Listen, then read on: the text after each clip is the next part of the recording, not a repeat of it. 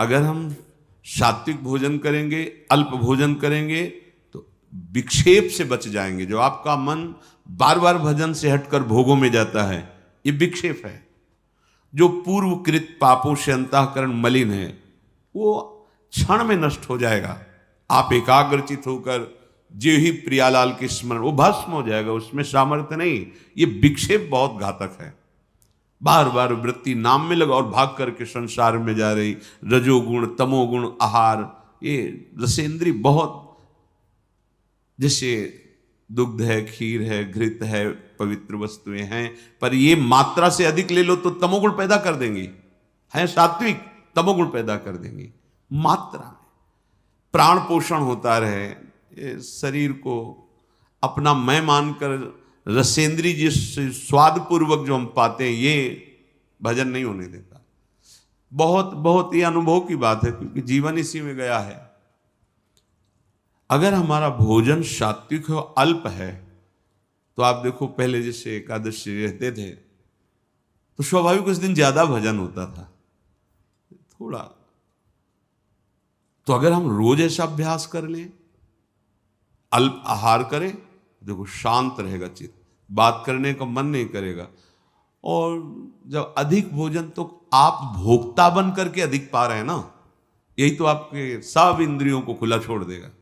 ये जो आपके इंद्रियों पर शासन करने का स्वभाव, हर गाड़ी में ब्रेक होता है, अगर ब्रेक ना हो तो नष्ट हो जाएगा। आपकी जीवन गाड़ी में संयम रूपी ब्रेक होनी चाहिए। हर इंद्री पर आपकी दृष्टि होनी चाहिए। इस समय किसका वेग है, जनेन्द्री का कि रसेंद्री का, नेत्रेंद्री का कि वाक्येंद्री का, उदर का वेग है, किसका वेग है। हर समय सावधान, संयम रूपी ब्रेक बिल्कुल। जैसे कोई भी रास्ते पे चलता है ना, तो पैर भी ब्रेक में बिल्कुल सावधान, जरा तुरंत। आप ब्रेक को भूले हुए हैं, संयम रूपी ब्रेक ही नहीं है। जो मनाया बोल रहे, जो मनाया खा रहे, जो मनाया देखा है, जहां मनाया खड़े हैं, जैसा मनाया व्यवहार कर, नहीं, ये उपासक का लक्षण नहीं है। सात्विक भोजन बहुत जरूरी है, बहुत जरूरी। पर भाई रोज सुन लो, पर मानोगे नहीं तो कोई फर्क। अल्पाहार करो, देखो कितना अच्छा लगता है। बढ़ रहा है, चर्बी बढ़ रही, पेट बढ़ रहा है, वजन बढ़ रहा है, भजन नहीं हो रहा है। आप कहते भजन नहीं हो रहा, क्यों नहीं हो रहा है भजन? आप गृहस्थ हैं, बहुत मेहनत करते हैं, आपका ठीक है। जितना समय भजन में मन लगे, बीच बीच में नाम स्मरण किया, समर्पित कर दिया, सारे सेवा कार्य भी, वो भी भजन हो गया। समझिए, इन्हीं के राग के त्याग को वैराग्य कहते हैं, और वैरागी ही अनुरागी होता है। जगते होए फिरे वैरागी, वृंदावन रस में अनुरागी। जब तक ये जग का मतलब हम बाहर देखने लगते हैं, यही है जग, इससे राग छोड़ो, सबसे छूट जाएगा। मूल यही है, इंद्रियों के राग, मन के राग, शरीर के राग, इसको समझो, अध्यात्म को समझो। भूल मत करो, भूल मत करो। इसको सजाने का मतलब है बंधन दृढ़ कर रहे हो, समझो। ये शरीर तुम नहीं हो, या अंगूठी, यहां वो चैन सोने की और ये वो, आप इस शरीर का राग पुष्ट कर रहे हो। शरीर का राग पुष्ट होगा तो वासनाओं की धूम मचेगी, वासनाओं के वशीभूत होकर आचरण करोगे, दुर्गति हो जाएगी। और वही हो रहा है, हम शरीर राग पुष्ट कर। हाँ नहीं भाई, जैसी परिस्थिति, आप धनी हो ठीक है, आपके पास है, पहनो, राग पूर्वक नहीं। अगर राग पूर्वक तो फिर वासनाएं बढ़ेगी, रजोगुण बढ़ेगा, वो आपको बांध लेगा। स्वाभाविक है। प्रियाजू को अर्पित करो, प्रसादी आभूषण, प्रसादी वस्त्र। गृहस्थ हो तो, विरक्त हो तो बस जो गुरु ने वस्त्र दिया उसी रहने से, आजीवन उसी रहने से, कुछ भी परिवर्तन नहीं, कुछ भी अधिक नहीं, एक भी वस्तु अधिक नहीं, जैसे जितना वैसे। विरक्त होने के बाद शरीर का श्रृंगार नहीं, ये शरीर का श्रृंगार नहीं है, ये दासत्व है। वृंदावन की रज और स्वामिनी का प्रसादी चंदन और गुरु परंपरागत तिलक की आकृति, ये हमारे शरीर का श्रृंगार नहीं है, ये हमारी स्वामिनी जी के दासत्व का स्वरूप है। लेकिन किसी भी तरह से शरीर को श्रृंगारित करना, राग को पुष्ट करना है। श्रीपाद कह रहे अप शुष्क फलादि भक्षयन, रूखा सूखा फल अन्न जो मिल जाए भक्षयन, प्राण पोषण के लिए डाल लो।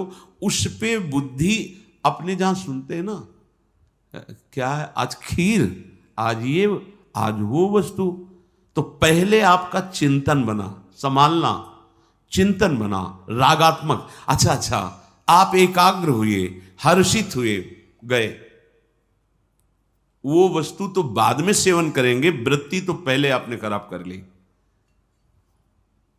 आपको सुनकर हर्ष नहीं होना चाहिए। अगर भगवत प्राप्ति करनी है तो प्रियाजू का प्रसाद है, बस इतनी बुद्धि रखनी। वो क्या क्या है ये मुझे नहीं देखना है, प्रियाजू का प्रसाद है, वो जैसा भी हो, वो हमारी लाड। प्रसादम स्वामिन्या स्वकर दत्तम प्रणेता। श्री स्वामिनी जी ने प्रेम पूर्वक कृपा करके हमें जो स्वाद पाते हुए अब प्रसाद दिया, हम उससे पाते हैं, उससे अपने प्राणों का पोषण करते हैं। नाम वाणी से स्वरूप का पोषण होता है और प्रगट प्रसाद से देह का पोषण हो रहा है। अगर हम नाम वाणी में चित्त नहीं दिया तो शरीर पोषण को भी संभाल नहीं पाएंगे। पक्की बात समझो। अगर हम नाम वाणी, तो फिर नाम वाणी से विस्मृत है तो ये अनुभव की बात कहते हैं। प्रसाद पाते हुए भी आपका संयम नहीं रहेगा। नाम वाणी सेवक शरण सदा रहे, अनत नहीं विश्राम, कै बाणी हरिवंश की कै हरिवंश। या तो भगवत लीला भरे पद गुनगुना रहे हैं, नाम मंत्र चल रहा है, स्वरूप का पोषण। अगर स्वरूप का विस्मरण तो देह भाव में विचरते हुए फिर बात नहीं बनेगी। प्रभु का प्रसाद देह पोषण और नाम वाणी स्वरूप पोषण, ये बैठा लो अपने हृदय में। अगर आप स्वाद बुद्धि से भोक्ता बन करके पाओगे तो नाम वाणी चला ही नहीं सकते। किसी भी इंद्री को बढ़ावा देना अपने भजन को नष्ट कर देना है। आप प्रार्थना थोड़ा समझिए, आप शरीर नहीं हैं, आप इंद्री के द्वारा भोगे हुई वस्तुओं के भोक्ता नहीं हैं। आप स्वरूप में स्वयं अखंडानंद हैं, स्वयं भगवदानंद हैं। आप अपने आनंद को भूलकर जो शरीर भाव से विषयों में विचर रहे हो, कभी आनंद का अनुभव नहीं होगा। आप लौटोगे तो देखेंगे आपके अंदर कोई इच्छा ही नहीं रह जाएगी, इतना अंदर आनंद भरा हुआ है। आनंद समुद्र हो तुम, कैसे समझाएं। पानी में मीन पियासी, मुँह सुन सुन आवे हांसी, महापुरुष जन कहते हैं। पानी में मीन पियासी, मुँह सुन सुन आवे हांसी। अरे आनंद सिंधु के मध्य में वास करने वाले आनंद सिंधु, तो इन बिंदुओं से, ओस कणों से अपनी प्यास बुझाना चाहता है। हंसी की बात है। तो आनंद समुद्र में है, आनंद सिंधु मध्य तो वासा, और मर कहा रहा है, ओस कणों से प्यास बुझाना चाहता है। रसेंद्री को संभालिए, बार बार प्रार्थना है, नहीं पछताओगे। ऐसे दिन कटते चले जाएंगे, ऐसे दिन। जब भजन में मन लगता है ना तो सब कुछ व्यर्थ लगता है।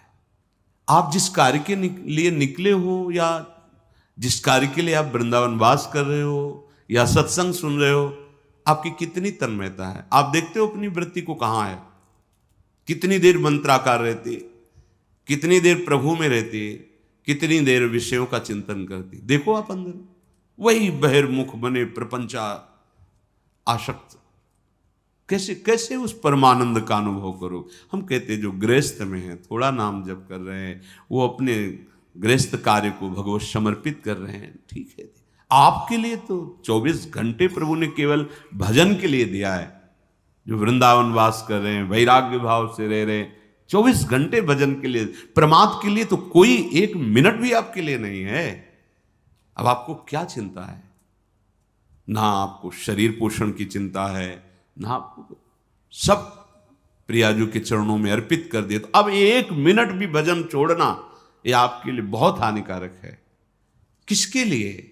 अच्छा खा लिया, प्रमाद युक्त होकर पड़े हो, जिसे तुम अच्छा समझते हो अच्छा नहीं है, वो सब मल बन जाएगा। नाम जप, मंत्र जप, प्रभु के पद गान। रोना आता है आपको कभी एकांत में? तड़पना आता है आपको? कभी आप चिल्ला के रोए एकांत में देख प्रियाज हो? कभी हृदय में ऐसी पीड़ा हुई, क्या करूं, कहां जाऊं, कैसे कैसे प्रभु मिले, हे नाथ अब कैसे मिलोगे? रोज का रोज मन की प्रवृत्ति को देखता हूं, प्रभु आपके योग्य नहीं, आप कैसे? चिल्ला चिल्ला के रोना आता है। क्या करूं, कहां जाऊं? वो अंदर अंदर पता नहीं कब शरीर छूट जाए, प्रभु आपका दर्शन नहीं हुआ, अभी कोई स्थिति प्राप्त नहीं हुई, अभी निरंतर मंत्र नहीं चल रहा। ये कभी आप विचार करते हैं? कभी आप इस स्थिति को झांकते हैं? रोज प्रवचन हो रहा, टाइम से सुन लिया, रोज अपनी दिनचर्या, खाया पिया, बस। आप देखो तो आपके अंदर क्या चल रहा है। ये कोई ऐसा थोड़ी कि भाई ड्यूटी है, अब बोल दिया और तुमने सुन लिया और चल दिया, ऐसा नहीं है। हम एक अध्यात्म के पथिक हैं, हमें अपनी स्थितियां देखनी है। जो मन बुद्धि में, इंद्रियों में कुछ गलतियां हैं, उनको अपनी दृष्टि पे रखना है। हमारे में दूर करने का बल नहीं लग रहा तो हम अपने आराध्य देव से प्रार्थना करते हैं। हम मंत्र जप और बढ़ाते हैं, नाम जप और बढ़ाते हैं, और उन गलतियों को बिल्कुल बिल्कुल रोकते हैं, उनको नष्ट करते हैं। क्योंकि यही है नाम जप, मंत्र जप से आप देख लेना, आप जो चाहेंगे वो हो जाएगा। और मंत्र जप का प्रभाव तो होता है कि चाहे खत्म हो जाती है, आप देखो तो करके।